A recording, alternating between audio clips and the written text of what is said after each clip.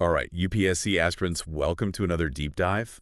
Today we're going to be talking about zonal councils. Yes. It's something that I feel like comes up pretty often, in current events especially. Yeah. And it's a topic that I think a lot of students maybe don't give quite enough attention to. Absolutely. So, It's a bit of a hidden gem in the syllabus, I would say. yeah, maybe a hidden gem. Yeah. So, I wanted to talk about him today. And, Yeah. what really got me thinking about this is, how Amit Shah recently Right. chaired a meeting of the Western Zonal Council? Yeah. And I was like, oh, yeah, these things exist. They do. And they're actually, Yeah. they're doing things. Mm-hmm.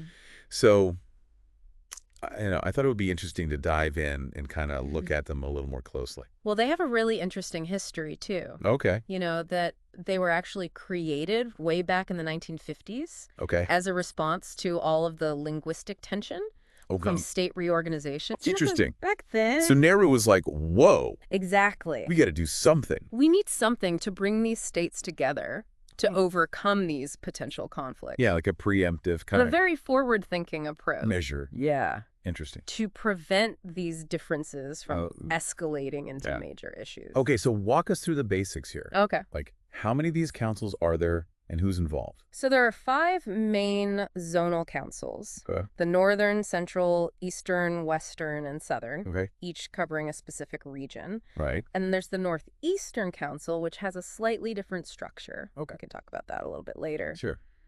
But in terms of who's involved, it's really a diverse group. Okay. You have the chief ministers of all the states in that zone. Okay. You have other nominated ministers, and even the chief secretaries are involved. Wow, so it's not just like a top-down thing No. Yeah. from the center? It's very much a collaborative effort. Okay. Yeah. The Union Home Minister chairs the councils, but the vice chairmanship actually rotates annually among the chief ministers Oh, interesting. of the member states. Right. So each state gets a chance to lead and kind of set the agenda. Oh, that's cool. Yeah. So it's like a sense of shared ownership then. Exactly. Interesting. It's a really interesting element of the zonal councils. Okay. And that rotating vice chairmanship, it really speaks to that idea of cooperative federalism, Right. which is a major theme in Indian governance and something that comes up a lot in UPSC exams. Right, exactly. Yeah. But I wonder, does it actually work? Yeah. That's the big question, right? Yeah. Does it actually translate into real power sharing, or is it more symbolic? I think that's something that's been debated for years. Right. Initially these councils were envisioned as primarily advisory bodies, but there's been a real push, particularly under the Modi government, to make them more action-oriented, Yeah. And is that what we saw with this I think so. recent meeting Yeah. with Amit Shah? They're really trying to use these councils as platforms to actually get things done. Right. So besides just talking about, border disputes, Right. what were some of the things that they were talking about? Well, that meeting was interesting because it really highlighted the range of issues Okay. that these councils are dealing with. Okay.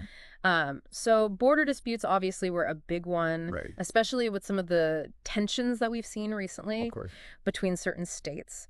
But they were also discussing ways to improve infrastructure and connectivity across state lines, Okay. Yeah, that makes which sense. is so important for economic growth. Right. And then, of course, the issue of water sharing was on the table. Yeah, I mean, water disputes are such a Huge issue. perennial problem in India. Yeah, absolutely. Do you think that these councils could be a good forum to actually resolve some of these? Potentially. I mean, they do offer a space for dialogue and negotiation, Right. which is always a good starting point. Sure. But, it would require a strong commitment from all the states Right. to really put aside their differences Yeah. and work towards a solution that benefits everyone. And that's And that, I think, as we all know, can be a challenge. tall order sometimes. A very tall order in Indian politics. Right.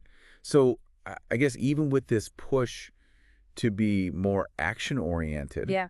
it still comes down to the states Well, really wanting to work together. Exactly. And that's where, the political dynamics really come into play. Yeah. If you have states that have a history of conflict or mistrust, Yeah. it's going to be much harder to reach a consensus. Right. Even with a platform like this. Yeah. You know. That makes sense. Yeah. So it seems like these zonal councils, they have the potential to be really useful, Yeah. in terms of resolving these issues between states. Yeah. But it really comes down to the politics and, Uh-huh. whether the states are actually willing to work together. It's about finding that balance Yeah. between regional interests and then Right. national goals. And for you UPSC aspirants out there, Yes. this is a key concept. Yes, this is definitely something that could show up Absolutely. on an exam. Oh, yeah. So, when you think about it like that, Mm-hmm. what are some of the arguments like for and against Okay. giving these councils like more power, Yeah. like to actually enforce their decisions? So on the one hand, if you give them more power, Mm-hmm. they might actually be more effective at resolving these disputes and, getting things done. Right. Their recommendations would actually mean something. Exactly. It would give them more weight, and states would have to take them more seriously. Right. But then on the other hand, you're kind of messing When with you have that concern about, undermining the autonomy of the states Right. and, maybe too much central authority. Right. It's that classic balance. It's that classic debate. Yeah. That tension between unity and diversity. It's interesting how something like a zonal council kind of becomes like a It really does. microcosm of all of these bigger issues. It highlights why these councils are so relevant. Yeah. Not just for exams, Right. but for really understanding India today. Absolutely. Yeah. So before we go, I want to just bring it back to the listeners one more time. Okay. Like, what's the key takeaway? The key takeaway here. Yeah, what should they be focusing on?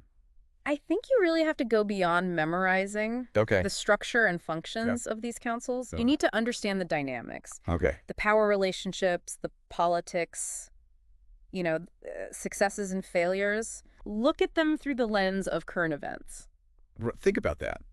Like the meter we were just talking about. Right, exactly. That's what's going to help you develop Okay. those insightful arguments that Yes. UPSC examiners are looking for. That's great advice. And remember, everyone, this whole deep dive was inspired by a recent article in the Indian Express. Yes. So if you want some more information, Definitely check that out. definitely go check that out. Yeah. And as always, if you have any questions, Absolutely. or there's certain aspects that you'd like us to dive into a little deeper, Yeah, leave us a comment. leave a comment. We love to hear from you guys. And don't forget to like and subscribe to the channel for more deep dives, More deep dive. all sorts of UPSC relevant topics. Absolutely.